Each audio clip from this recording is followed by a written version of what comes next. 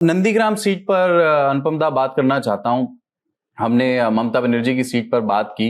नंदीग्राम से इस बार बड़ा ही इंटरेस्टिंग है क्योंकि शुभेंदु अधिकारी के खिलाफ उनके ही सहयोगी रहे प्रदीप कार को टिकट दे दिया है। थोड़ा सा प्रदीप कार के बारे में बताइए।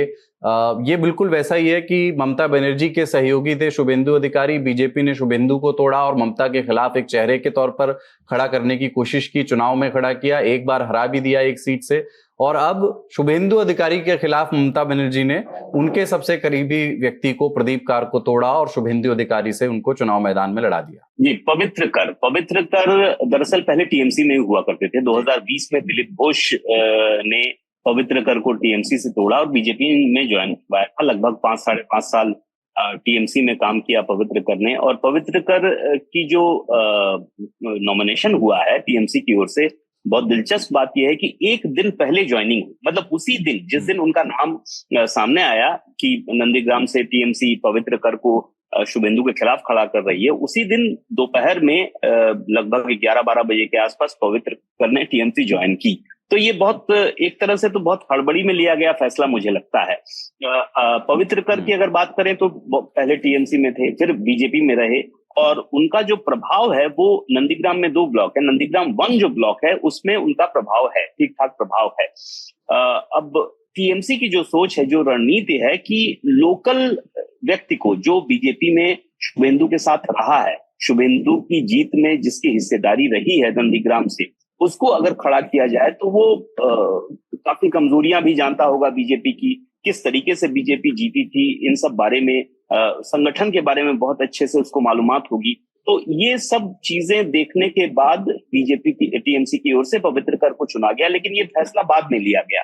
यानी एक बात तो साफ है कि शुभेंदु के खिलाफ बहुत अच्छा तगड़ा कैंडिडेट टीएमसी को नहीं मिला, नहीं तो बहुत पहले पवित्र कर को ले लिया गया होता और उनको वहां पर चुनाव जो लड़वाया जा रहा है उसकी बातें सामने आनी शुरू हो जाती। लेकिन उसी दिन ज्वाइनिंग होने से एक बात तो साफ है कि बहुत बाद में ये लिया गया फैसला है। लेकिन अब ये फैसला दो तरफा है। एक तो हो सकता है कि एक तरफा हो जाए, शुभेंदु बहुत बड़ी आसानी से वहां से निकल जाए। दूसरा हो सकता है कि अगर जो कमजोरियां हैं बीजेपी की, जो संगठन की जो बातें हैं, जो बीजेपी के संगठन की बातें पवित्र कर को मालूम है, वो अगर अच्छे से वो प्रभावी कर पाए, लोकल नेता है वहां पर, वो अगर दांव टीएमसी का ठीक बैठता है तो एक कड़ा मुकाबला देखने को मिल सकता है। लेकिन अभी भी एज जो है वो नंदीग्राम में खासतौर पर अभी भी शुभेंदु अधिकारी की ही है, क्योंकि बहुत तगड़ा कैंडिडेट तो अभी भी हमें नहीं लग रहा। क्या स्ट्रैटेजी हो सकता है? जैसे ममता बनर्जी की जब नंदीग्राम, उन्होंने कहा लास्ट टाइम वो नंदीग्राम से लड़ेंगी, तब टीएमसी का स्ट्रैटेजी ये था कि शुभेंदु अधिकारी को लोकलाइज कर दिया जाए।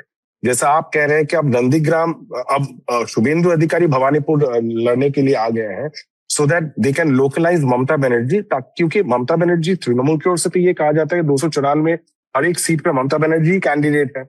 हालांकि वो उतना कैंपेन करती नहीं है अपने भवानीपुर सीट में। कल ही एक बहुत इंपॉर्टेंट मीटिंग उन्हीं के कॉन्स्टिट्यूएंसी में हुआ था, जहां वहां पे कोलकाता का मेयर था फिरहाद हकीम और सुब्रत बख्शी वगैरह ये सब थे।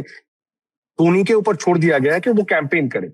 तो यहाँ पे अगर आप प्रदीप कर की बात कर रहे हैं, तो वो पवित्र कर की बात कर रहे हैं, तो वो ये इंटरेस्टिंग और दिलचस्प इसलिए हो जाता है। तृणमूल कांग्रेस का स्ट्रेटेजी है कि शुभेंदु अधिकारी के राइट हैंड पर्सन, जो उनका पूरा संगठन वहां पे देखता था, right on the eve of the election, अब उनको वहां से अगर हटा ले तो अब शुभेंदु अधिकारी के लिए प्रॉब्लम बन जाती है, मुसीबत बन जाती है। वहां पे अपना ग्रासरूट जो संगठन है वो किसको वो रिस्पॉन्सिबिलिटी दे संभालने के लिए, एक।